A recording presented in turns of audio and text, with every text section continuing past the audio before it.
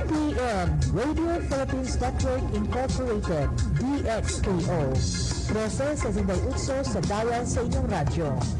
RPN DXKO, ang Radyo Ronda dili sa Dakbayan sa Cagayan de Oro.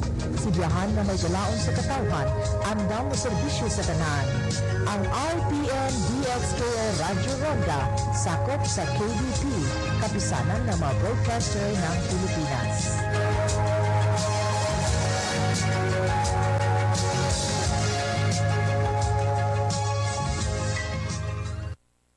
China. I do not know kung saan po sa China ang kanilang tagpuan, ho? But definitely Mr. President Rodrigo Roa Duterte is scheduled to meet Xi Jinping, President of the Chinese Republic. Ho. Hindi po natin alam kung ano ang kanilang pag-usapan, but already Mr. Duterte has said na ang ang usapan ho sa West Philippine Sea are just plain talk. Mr. President, mukhang hindi naman po ganyan kasimple ho ang West Philippine Sea kung tutusin. Hindi po plain talk lamang po ito. Why trivialize the issue when it is very important to the Filipino people? Oh? Diyan po manggagaling ang sustenance ng Republika ng Pilipinas insofar as oil, gas, and other minerals are concerned. Nandiyan po sa West Philippine Sea mga ito. Pagkatapos i-trivialize po ninyo ang usapan with Mr. Xi Jinping, palibasa, kaibigan po ninyo siya. Oh? Plain talks. Ang plain talks po mga kababayan at mga kabahag, simple lamang ho. O pare, ano bang atin?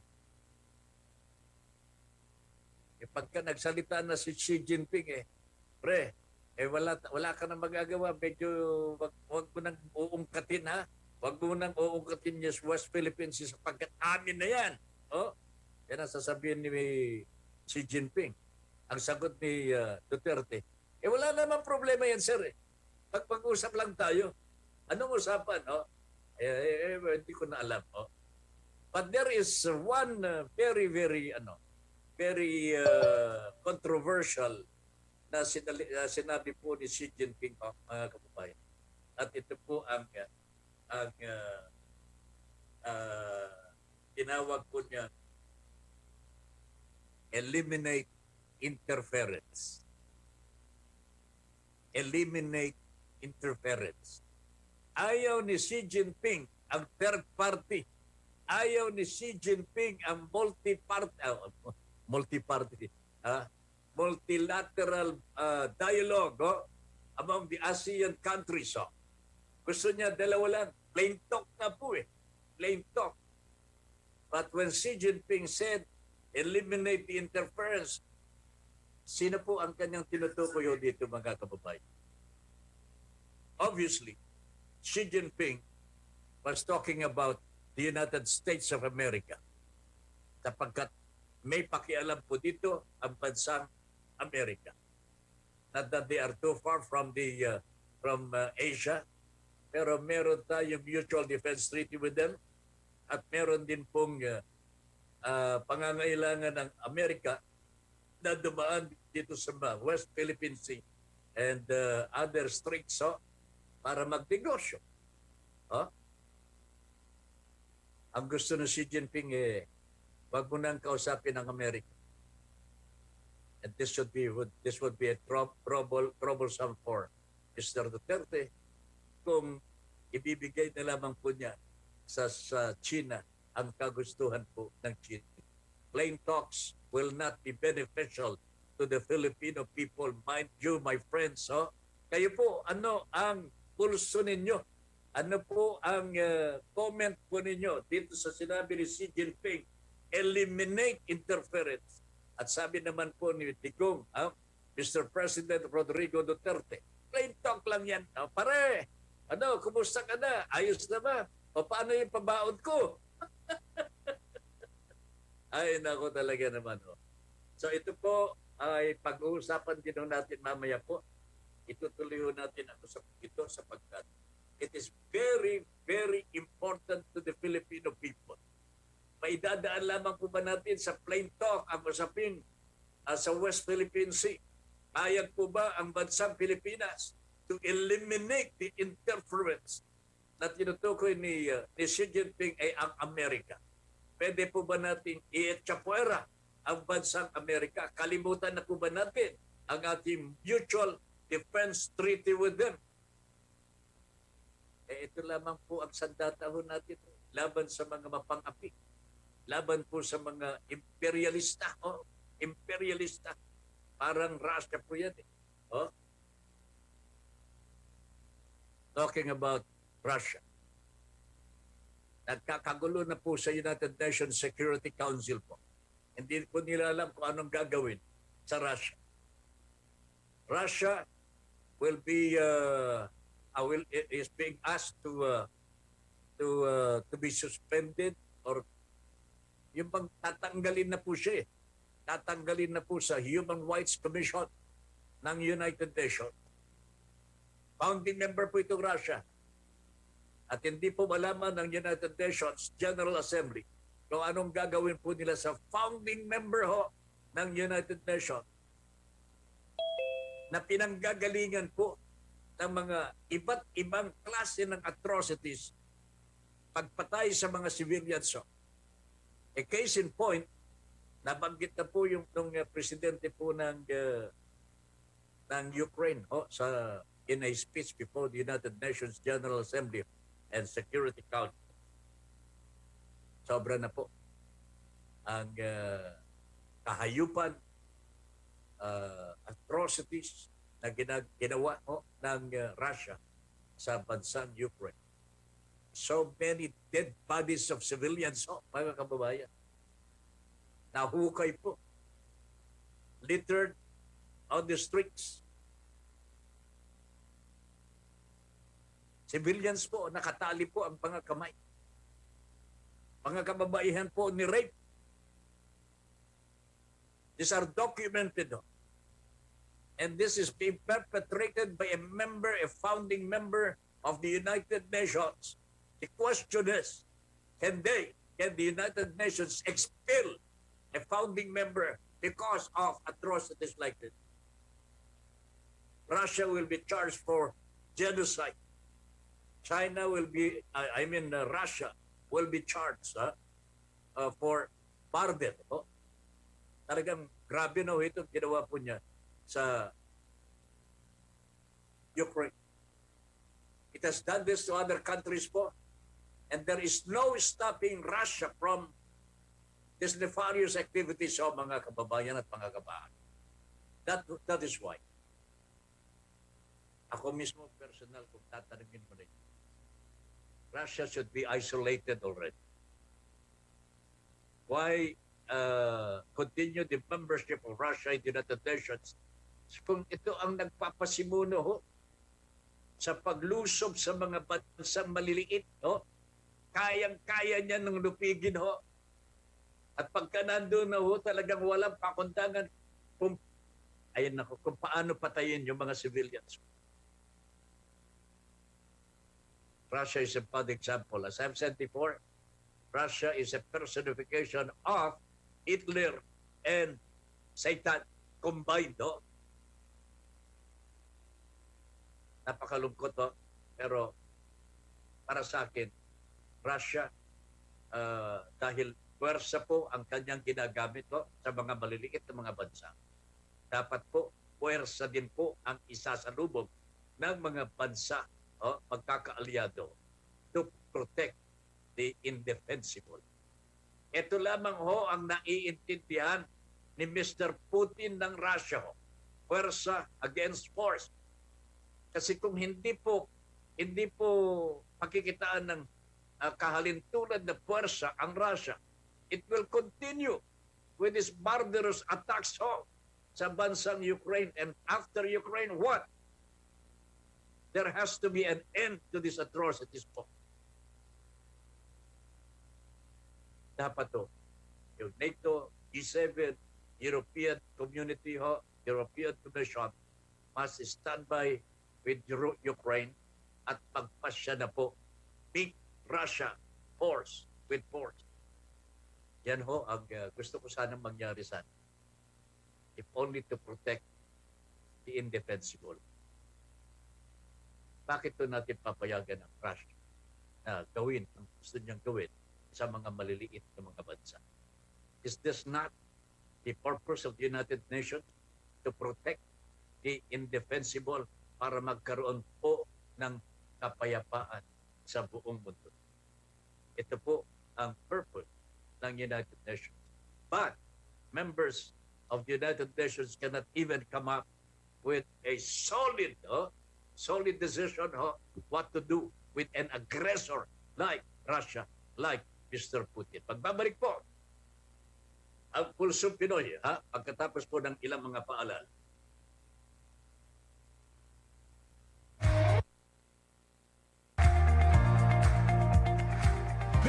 Ben Paipon sa Pulsong Pinoy. Pulsong Pinoy. Radio Pilipino.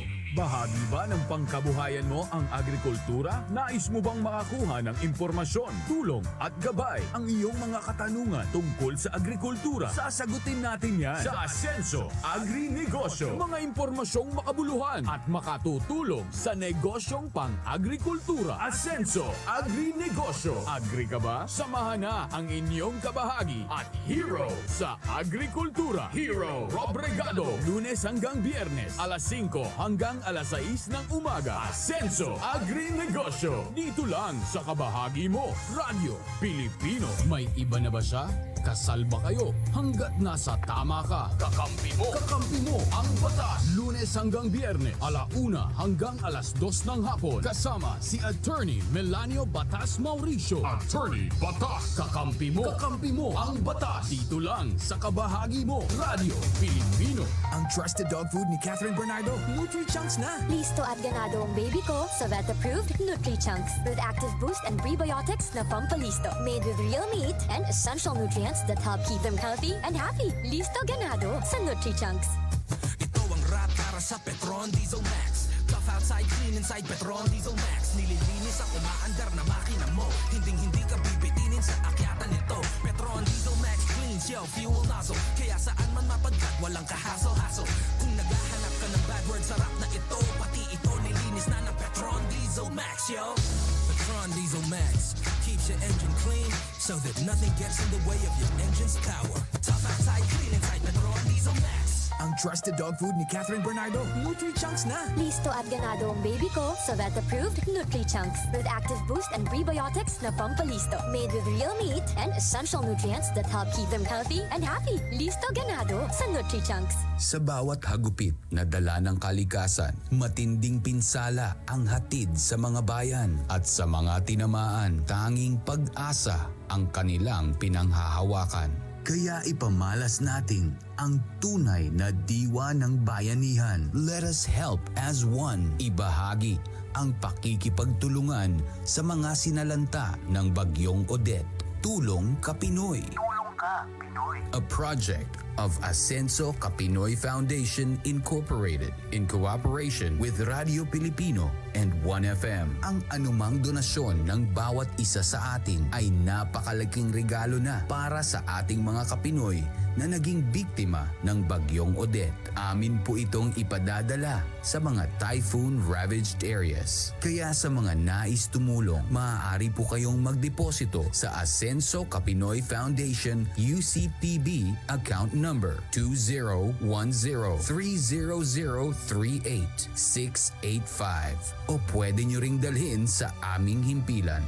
Tulong ka Pinoy. Tulong ka Pinoy. For Typhoon Odette, tulong tayo ka Pinoy upang ibangon ang pag-asa ng ating mga kababayan. Para sa karagdagang impormasyon, bisitahin ang Radio Pilipino o 1FM Facebook page.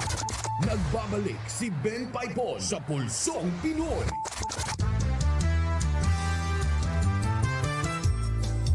Alright, balik tayo mga kabahagi sa ating Pulsong Pinoy dito po sa Radio Pilipino. Magandang hapon po sa inyong lahat. Lalong-lalo na sa ating birthday celebrant today.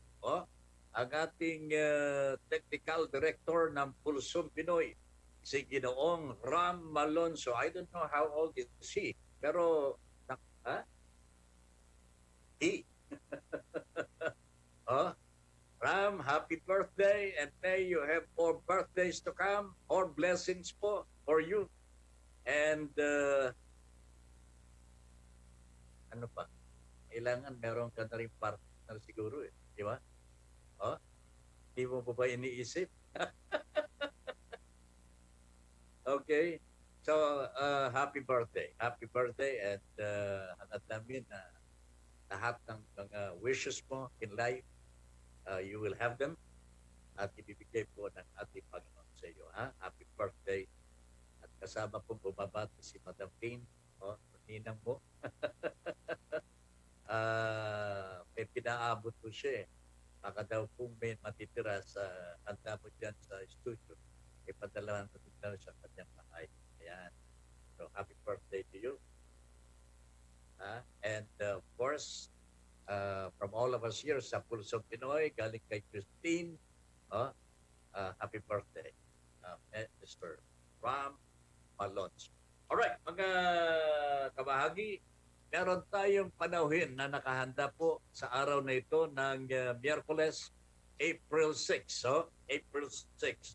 Ang presidente po ng Trade Union Congress of the Philippines, Ginoong Raymond Mendoza. Pag-uusapan mo namin dito, bakit ibinasura ng NCR Regional Tripartite Wages and Productivity Board ang 470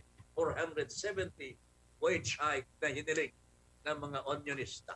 Ito po ang pag-usapan natin with Mr. Raymond Mendoza. Nasa linya na po ang ating presidente ng TUCP, si Ginoong Raymond Mendoza. Sir Raymond, magandang hapon po. Welcome to Pulsong Pinoy. Ben Paipon po makakausap po ninyo. Good afternoon, sir.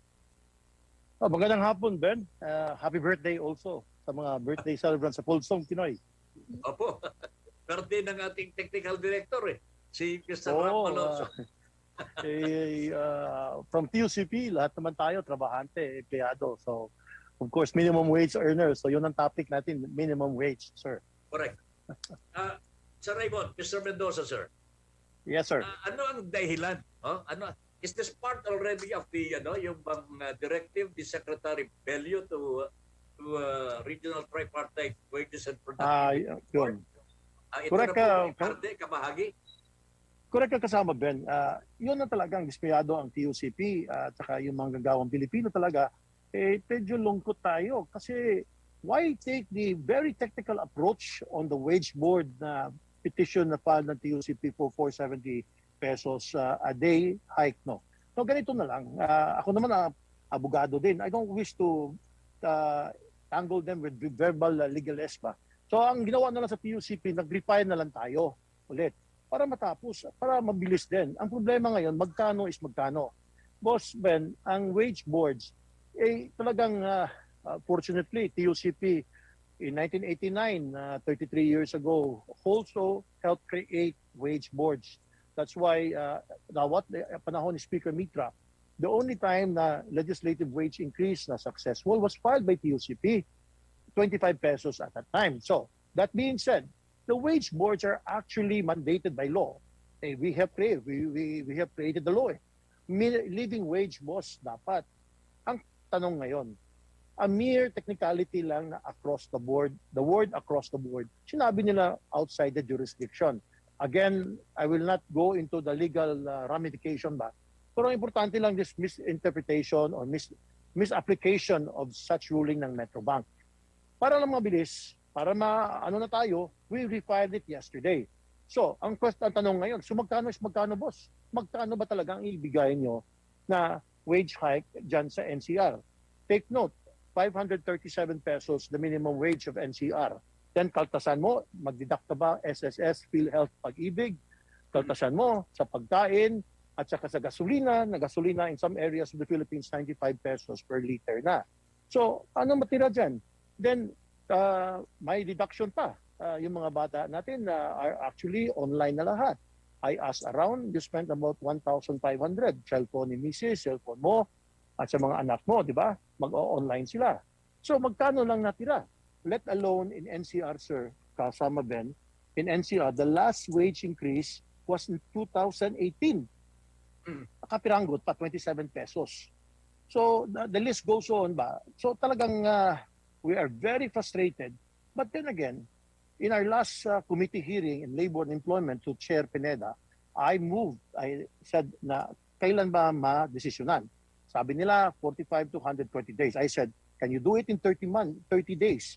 Considering that the time is of the essence at saka emergency na ngayon, di ba, kasama Ben? Opo. So, pasado yung resolution, yung motion, na make it 30 days. Executive Director Casilda C. was there. So, we asked them, and then nagbiro pa kami, biniro pa ni Chairman Pineda, dapat yung sahod nyo para ma-experience nyo, matikman nyo, kung kaya ba ang 537 pesos. O, dapat kayo, minimum wage earner din kayo. Di ba? Kasama, Ben? Mr. Mendoza, sir. I was thinking about the composition of this national wages. Wage boards lang, sir. Wage board. Yung wage boards, RTWPB. Yes. Sino po bang napapaloob dito? Tripartite yan, sir. There's government, there's the capitalists and the management, and may labor. Karamihan dyan, umuupo dyan are actually TUCP, galing sa TUCP, Labor Center. Dalawa yan, TUCP Labor Center at saka may party list tayo, di ba? So, ang nangyari dyan, we are outvoted kasi yung gobyerno pumapanig sa kapitalista. Wala na akong problema dyan. You know, oo. Mr. Mendoza, yan ang tinatanong ko eh. Sino bang magkakampi dito? Hindi naman eh. Di ba, sabi ko, when we created the wage board, one of those mandates is actually living wage. Ngayon, sir, tanong, suntok mas buwan ang 1,007 pesos na hinihingi sa NCR? That's what you call living wage. Sabi na, ang laki naman, yes, Raymond, per day, 1,007. Medyo malaki. That's true. That is what you call living wage because when the wage boards were created, nandyan, number one, to attain living wage. That was 33 years ago. Ano nangyari ngayon, boss? 537. What is the poverty threshold of National Capital Region? Sabi sa Capital Region is 16,625 pesos per month, family of 5. Again, 16,625 pesos per month. Now, kung ang sahod mo 16,625, nakapatong ka lang sa kahirapan. Diba? That is what you call poverty threshold. Kung ang sweldo mo is lower than the poverty threshold, which is issued by, hindi TUCP, hindi namang numero sa amin yan, that is the number that came from Philippine Statistics Authority, PSA. If it's below 16,000 something, then you are the new poor. So below poverty threshold. So ang 537, sir, is actually below poverty threshold wages. Sa Tagalog yan, way below. Ikaw na lang mag-Tagalog yan, sir. Oo. Mr. Mendoza, way below. Nahulog ka na lang, di ba? Kanina, sabi ko, ano ba yan? Nahulog, nalunod, nalumos, drowning in sa kahirapan. So I already mentioned to you yung 537. Not to mention, sir, 3 years ago, the cost of money. Correct. The 537 pesos is actually less 40 pesos now. Because of inflation, cost of money, di ba? Mas mahal na ngayon yung gasolina alone. Magkano na ngayon? Di ba? 75 pesos to 95 pesos. Depende kung saan ka. Mr. Mendoza, sir. Yes, sir. Mukhang itong laban ho ng mga manggagawa para magkaroon ng aumento man lang sa minimum wage po ito eh. Minimum wage po ito. Di ba? Yung pagsisimulan ng sweldo. Mukhang wala tayong kalaban-laban kasi pagka nagkasama wala talaga. Ang pangalan nito, ang gobyerno at ang kapitalista, kawawa ho yung manggagawa. Even sabi today ang tingin ho nila sa pagtaas ng sweldo ng mga manggagawa is already inflationary. Exactly. Sabi na, what is inflationary, sir? That's not true, sir. Is there any way na makorek ko natin itong National Wages Board, Productivity Board, buwagin na lamang o kayo natin, ipaubayan na natin sa Kongreso. Muli. First, sir, number one, sabi nila inflationary. That's wrong. Kung inflationary, why is it in Davao region? Nandito ako sa Davao del Norte. In 2018 and 2019, dalawang tranches kasi. That was the first time ang pinakamalaki na wage increase ang binigay. 56 pesos. Ang tanong, bakit Davao? Di ba? 56 pesos kasi si Presidente taga rito. Other than that, sabi ng mga negosyante when it was implemented, mabankrupt na kami, magsirado na, ang daming mga sinabi. Pero tingnan mo, hindi naman nagsirado. So, kaya pala. You know, kami naman sa TUCP, very reasonable, sir. We're just asking lang na let's share the burden ba? No, ang Pilipinas nagpalabas ng isang numero, 16,625. How can you, a wage board that was mandated na talaga iahon sa kahirapan, ang manggagawang Pilipino nagbibigay, nag-order ng wage order way below the poverty threshold. That's the question. Pwede ba yan? Yan ang talagang... Hindi na lang tayo mag-ano, sir. Hindi na lang tayo maglalis. Hindi na lang tayo mag-ano dyan, mag-debate dyan. Puro tayo, abogado pa ako. Tsaka ano. Wala tayong magawa. Answer lang. Is it your mandate na talaga wage board? Unfortunately, the TUCP helped created, no, na talagang nakapako na talaga ang manggagawa dyan sa below poverty threshold. Para kung sabi nila, yes, if you look at res ipsa loquitur, meaning the thing speaks for itself, yung record nila, historical record, dyan naman talaga eh. So, di better, wag na mag-deny. Yun na talaga. At least, kung meron yan, then let's now have a roadmap. How are we now go from below poverty minimum wage threshold into at least nakapatong lang, nakaahon naman or nakapatong sa kahirapan. Medyo alam ko yan, sir, kasi yung 4-piece conditional cash transfer, ako ang chairman dati when we passed the 4-piece. So, Mr. Mendoza, sir, talagang, ano sa tingin nyo, the situation is irreversible eh. The situation is irreversible. Whatever the government and the capitalista say, that's the law. Yan na yun eh. as of now, sir, minimum unfortunately, wage, Mr. Mendoza, sir, ang minimum wage will never go up hanggat hindi gugustuhin ng kapitalista at ng gobyerno. So, ang tanong ko Exactly. po sa inyo ngayon, Mr. Mendoza, sir, is there any way that the workers can do? Meron po bang magagawa ang TUCP and the other workers in the entire country para mapilit ho ang gobyerno na ibigay yung talagang threshold, poverty threshold na kailangan ho ng ating mga manggagawang Pilipino? so ngayon, sir, you work under what is provided by law. Unfortunately, yun lang. But then again, for me, kung makabalik tayo sa Kongreso after these elections na maswertehan tayo, I will really look for number one, go for legislative wage increase. That has been done before. It can be done across the board. Meaning, ito yung jurisdictional issue, wala na. So lahat, pareho. Yung sardinas dito sa Davao del Norte at saka sa Manila, sometimes mas mahal pa dito. Yung gasolina sa Manila, gasolina sa Iloilo na 95 pesos, talagang or doon sa kahit saan, pareho lang yung boss eh. So, across the board. Second, amendment to the wage board bill. One, kung mandated talaga na dapat you should follow the poverty threshold at least when the Philippine Statistics Authority issue the poverty threshold, at least ang ibigay ng in every region should be nakapatong dyan. Hindi yung nasa baba, nalunod, di ba, sir? Correct. And then we also have to amend how they vote. Kasi yung gobyerno, di ba, dapat yan ang gobyerno. Pumapanig sa management. So yun ang problema. For the past 33 years, nakapako tayo sa below poverty threshold wages. Yan That is the reality. sinasabi ko, Mr. Mendoza. No? The government seems to be hostage by the capitalists already. Mukhang wala na tayong magagawa. Ipinaubaya na po ng ating pamahalaan ang desisyon sa mga kapitalista. Now, namimiss ko po, Mr. Mendoza, yung lakas na mga manggagawa ng panahon na yung si Demokrito Yung tatay ko. Yung tatay po ninyo. Nung sila po ang nasa kapangyarihan, nagagawa ho nila, lumaban ho talaga. I think this is what we need to do today. Ako manggagawa din ho eh. nararamdaman ko po yung nararamdaman po ng ating mga manggagawa na sumusweldo po ng napakaliit.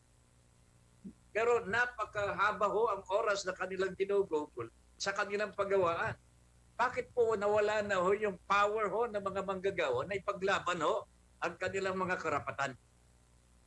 Sir, another topic that why I must admit na ang Trade Union Congress of the Philippines, yung membership namin, nag-reduce talaga. You know why it has reduced? And there was a bill na talagang yung security of tenure, yung anti-endo bill ba? Yung anti-endo bill, we passed, TUCP passed it in Congress. And then pasado sa Senado.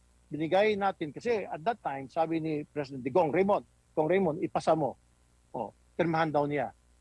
Yun, napirmahan niya. Na-veto niya yung bill. The problem there is that it goes through yung labor-only contracting. You cannot unionize labor-only contracting, casual, at etc. Kasi walang klarong employer, sir.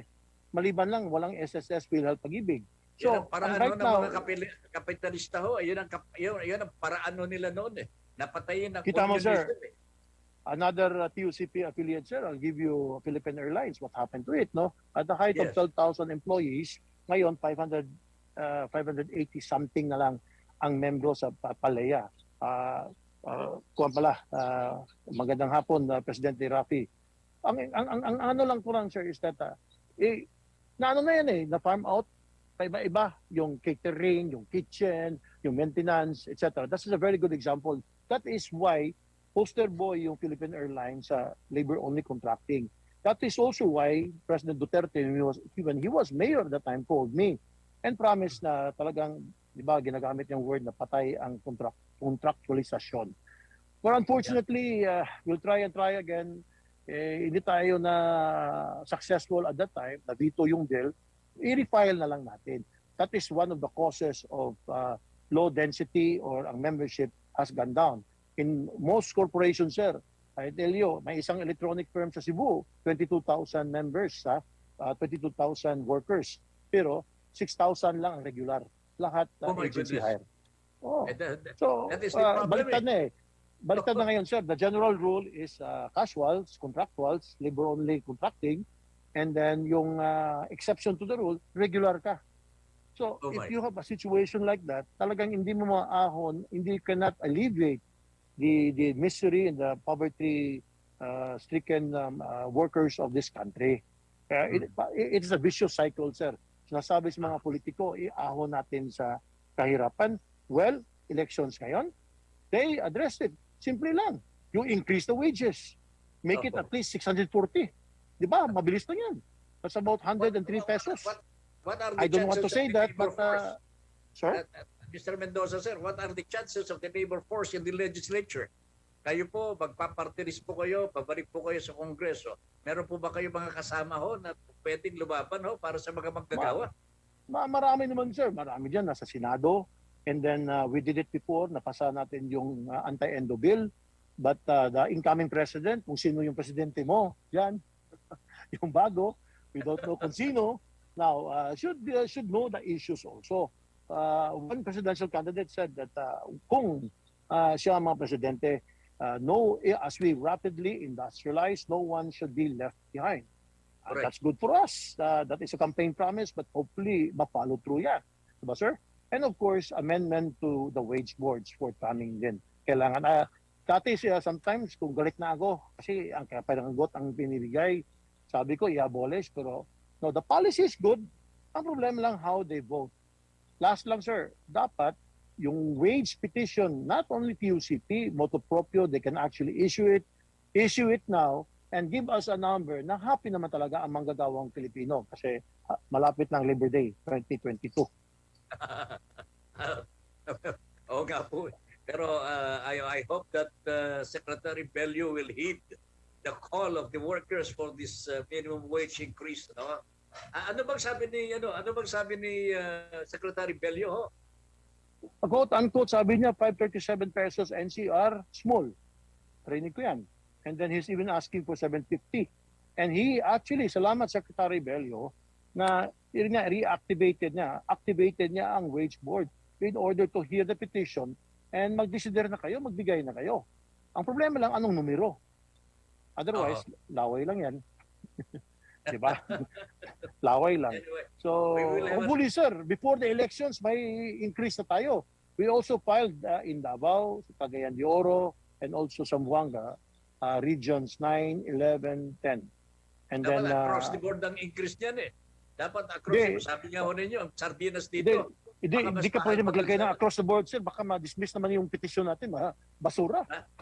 So, tinanggalan namin yung across the board. Pero sir, Kasi ayaw taon-taon na nila. kami sa TUCP, nagpa-file naman, linagyan namin yung across the board.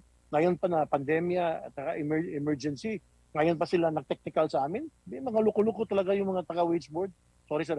The National Wages Board will still be there. They will still be there, but hopefully there must be an amendment. Plus, ang Anyway. importante sir, at least naman yung sahod, I don't want to say this, kasi below the poverty threshold, tumingin naman sila sa Philippine Statistics Authority. Sila, gobyerno hindi naman namin ng numero yan. Sabi nun, Kaya nga po yun, at least 640. Sa kanila nang Magbigay galing yung sila record ng na yan more eh. than 640. So, sobra pang happy tayo. So, one time, big time, Mr. President, you can actually, tawag naman, ibulong mo, Presidente sa wage board na this time, patapos na yung administrasyon mo na may birthday gift ka sa Labor Day, na medyo may tayong wage increase. Huwag ka na maghintay-hintay pa ng mga regulatory period, madaming hearing, We've been etc. calling for the Action President agad. of that. No? Action agad, boss. Oo. Sana ho, yun ang ibibigay niyang final legacy siguro para sa mga manggagawa. Gawin po niya yung tama para sa mga manggagawa before he leaves the office. Anyway, Mr. Mendoza, sir, maraming salamat po. Wala Salamat, sir. oras, but I would like to invite you again in some other Yes, sir. Anytime. programs. Para mapag-usapan ho natin itong bagay na ito para sa mga manggagawa natin. Maraming salamat sa mga below minimum very much. poverty threshold wages. Okay. Thank you very Thank you, much. sir. Maraming salamat. Si Ginoong Raymond Mendoza po, Pangulo po ngayon ng Trade Union Congress of the Philippines. Magbabalik po ang Pulsong Pinoy pagkatapos po ng ilang mga paalala.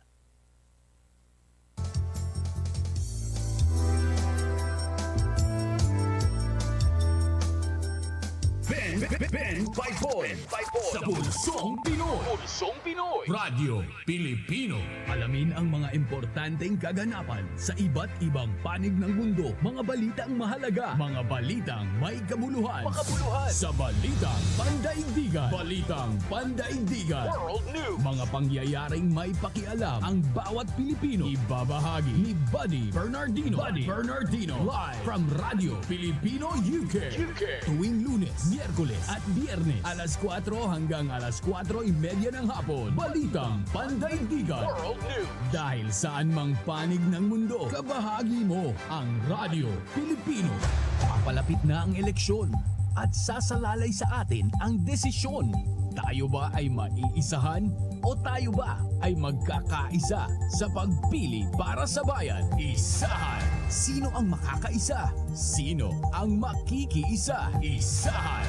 Alamin ang mga sagot nila. Alamin ang mga plataforma upang mamulat ang sambayanan sa nalalapit na halalan. Isahan! Eleksyon talakayan. One-on-one interviews with electoral candidates. Isahan! Lunes hanggang Sabado, alas 11 hanggang alas 12 ng tanghali. Isahan! Kasama ang batikang mamamahayag at kolumnista sa radyo, telebisyon at dyaryo. J. Maderazo. Dito lang sa kabahagi mo, Radyo Pilipino.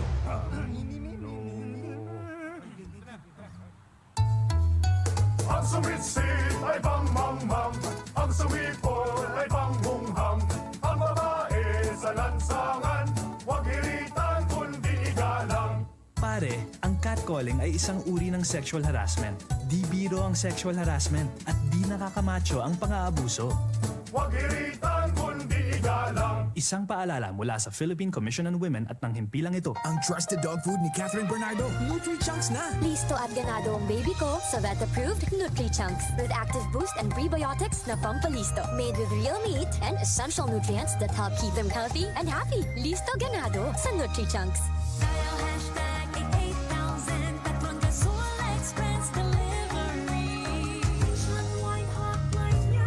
Si Mami ay wais dahil alam ang mabilis. Petron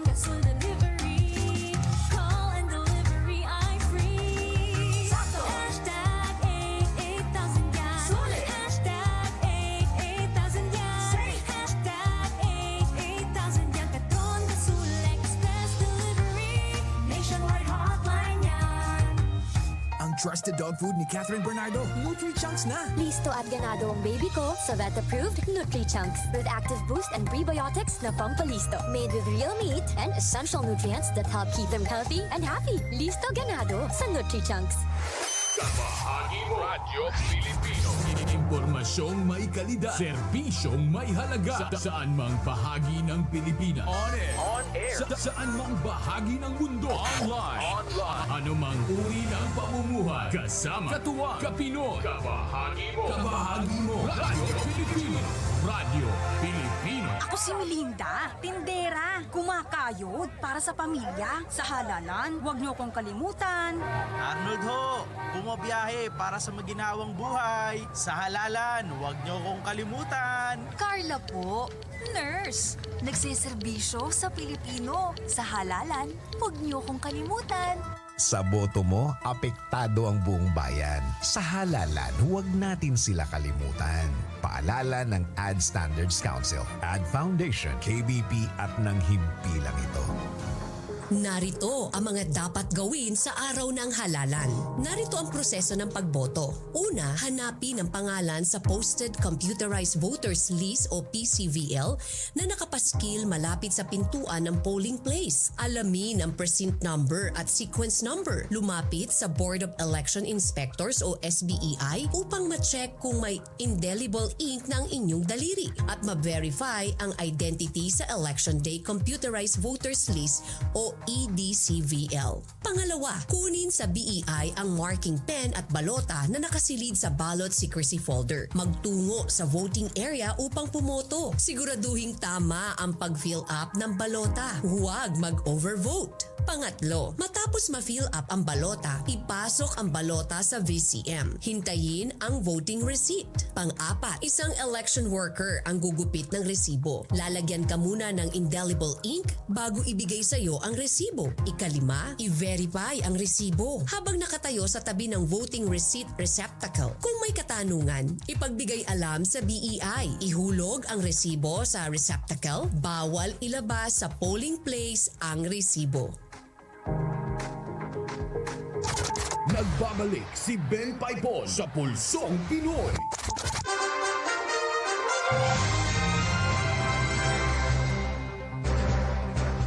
Kabahagi sa ating Pulsong Pinoy dito po sa Radyo Pilipino. Magandang hapon muli sa inyong lahat. Naroon pa po sana tayong isang guest po for today but I don't think we can have him anymore kasi papalapit na pong matapos ang ating programa.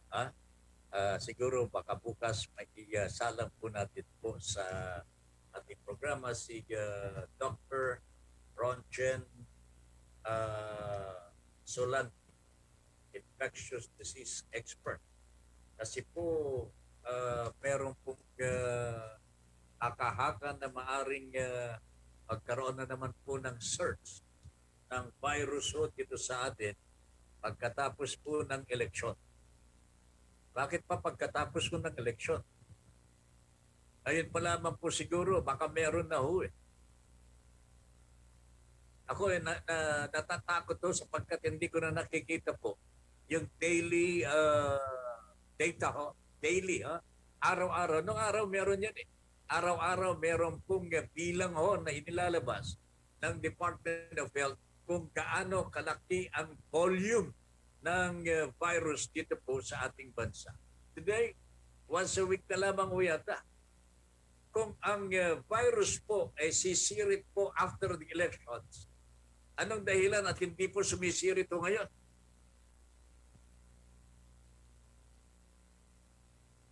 Ano sa tingin ninyo mga kabahagi? There has to be a daily, kung talagang makatotohanan po ang DOH, there has to be a daily report on the number of COVID virus cases in the country today. Hindi ho ang data ho nakukuha pa po natin sa mga kalapit bansa ho natin, sa ASEAN countries. But I hope that the DOH will do its responsibilities to inform the Filipino people just exactly what is going on in the country today. Tama po ba na tayo po ay nasa level 1 pa rin ho? While other countries are already nagse-search na po na naman po ang virus sa kanilang mga bansa. Only the Philippines is exempted here. In the Southeast Asian countries, nandiyan na po yung Thailand, Singapore, Hong Kong. Sumisirit po ang virus nila. Sa Amerika, where vaccination is, tapos na po sa kanila yan. Pero madami pa rin po, dumadami po ang bilang ng mga COVID cases po sa kanila. Sa Europe, malalaking bansa ito Mga mayayaman na mga bansa ito. Dito po sa atin na-expirean nga ho tayo ng bakuna Hindi po nagagamit kahit hindi pa po tapos ang pagbabakuna, na-expire ang bakuna natin. In other words, there are more Filipinos na kailangan pong bakunahan pa. Whether senior citizen or yung mga young ones natin, marami pa po ang dapat mabakunahan po dito sa atin. Kaya lalo ako natatakot na may surge daw ito, kanya nga lamang hindi nilalabas because of the campaign. Ito po ba ang iniiwasan natin? Maudlot ang pagkakampanya ng mga kandidato natin kahit na yung virus ay sumisirip na. Sana naman huwag isakripisyo ang kalusugan ng ating mga kababayan dahil lamang po sa eleksyon. Pwede naman mga kampanya online. Wag lamang pong fake news ang ibibigay Okay naman po yung online Wag lamang marunong naman pong tumingin na ang ating mga kababayan sa peke at hindi peke. Nabubuko na ang mga nagpapakalat ng mga fake news. Tama? Tama po yan mga kababayan. Mel Rodelio Militante, gandang hapon muna. Nanonood na po sa atin si Mr. Mel Rodelio Militante. At ganoon din po si Ma'am Angelica Paz. Ma'am Angelica, magandang hapon po. Blessed Wednesday po sa inyong lahat. Sa Radyo Pilipino, Sir Ben Paipon and Ma'am Lee. More power and stay safe always. Godspeed. Okay? Maraming salamat po sa panonood. Pagpuli yung kahilingan natin sa DOH, paano ba naman daily ibigay ninyo ang tamang data kung sumisirit o hindi sumisirit ang virus dito sa atin. What we know is that level 1 pa rin. Hindi ko alam kung dapat to level 2 na yan o level 0. You have to inform us. Kailangan sabihan po ang taong bayan at wag natin isasakripisyo ang kalusugan ng ating mga kababayan dahil lamang po dito sa eleksyon. Mahalaga po ang eleksyon, why not? Pero kung ang taong bayan naman ay nagkakasakitan, nangangamatay at wala pang ginagawa ang ating pamahalaan, naku, Diyos ko po, lalo tayong maghihirap po niyan. So yan po ang ating panawagan. Sana maging transparent ang Department of Health tungkol po dito sa virus dito because other countries nagsa-search po ang kanilang bilang dito na lang po sa Pilipinas ang hindi nagsa-search Ano bang meron dito sa Pilipinas at hindi po tayo tinatamaan? Meron pong nagsasabi na malaki na ang bilang ng COVID virus. Hindi ko po alam kung ito po yung bagong variant. Pero bagong variant na nakapasok na dito sa ating bansa. Sinasabi po ng mga eksperto na hindi naman daw po mas malala kaysa yung dati yung Omicron. But even then ito yung virus pa rin na nandito po sa ating bansa. Makaka-apekto pa rin sa kalusugan ng mga mahihina. Di ba? So, sana pagbutihin po ng Department of Health ang kanilang responsibilidad para hindi malagay sa alanganin ang kalusugan ng taong bayan. Okay? Finally, mga kabayan, meron na naman pong balita dito na yung kaso ng mga Marcoses sa Amerika ay tapos na rin at pinagbabayad na naman po ang mga Marcoses ng more than $353 million. So, ito po ay para sa mga biktima ng human rights noong panahon ng panunungkulan ng kanyang ama. So may kaso po sa Amerika ho yung anong pangalan ho nito yung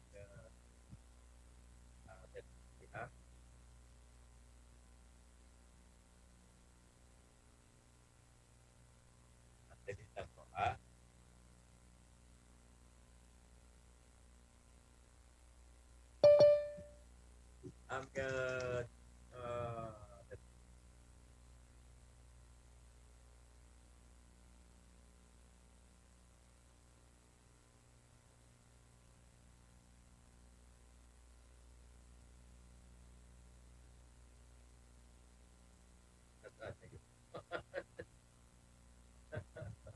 ito ho, Marcos's U.S. Appeal. U.S. Court of Appeals for Ninth Circuit. Human Rights Victims Victory again. Nanalo ho yung mga biktima ng human rights violations sa panahon ni Marcos. Mr. Marcos, ito represented by Bongbong Marcos, BBF, violated an injunction that barred them from dissipating assets or his estate, as his estate. Grabe ho ito, ibinibenta ho nila ang kanilang mga ari-arian. Pinagbawalan na ho ng korte ito. Pero ginagawa po nila, dinidissipate po yung mga assets daw po nila sa Amerika. At ito po, pinagbawalan po, may injunction po yan ng korte. Kasi inilalaan po yan sa mga human rights victims po ng Marcos dictatorship. So, nagpasya na po ang U.S. Court. Court of Appeals po ito, mga kabahagi. Dinesisyonan na po, nagbabayad do ang mga Marcoses ng more or less 350 million US dollars. Ito po para sa mga human rights victims. Alright? Wala na tayong oras po sa kabuuan ng ating Pulsong Pinoy. Gumulo na naman ang buhay ko. Nagdatingan na mga tropa. Alam nila di ako makapagluto, kaya kanya-kanya silang dala ng paghanda. Naalala nila ang birthday ko. Ako di ko naalala birthday ko pala. Ngayon, panay kasi ang tulog ko. Yan ang sabi ni Mel Rodelio Militante. So it's your birthday today. Mr. Mel Rodelio Militante, we wish you now the best on your birthday. Happy birthday, my friend. Mamayang gabi, babatiin ka namin. At binabati ka rin ni Ma'am Lynn on your birthday. Happy birthday. Magpakabusog ka sa dala ng iyong mga tropa. Napakaganda ang tropa ng mga ito Talagang tumutulong sa mga nangangailangan. Mel, happy birthday. Wala na tayong oras po. Ram, happy birthday again. Thank you very much, Christine and Engineer Dave and Princess. Maraming salamat po sa inyo. Ben Piper po, nagsasabi, thank you very much for allowing us into your homes and for giving us the privilege to be of service. Good afternoon, everybody.